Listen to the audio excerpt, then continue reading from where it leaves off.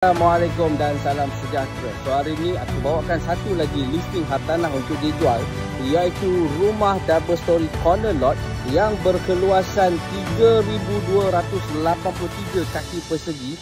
Lebih kurang dimension dia 45 x 80 yang mempunyai 5 bilik dan 3 bilik air.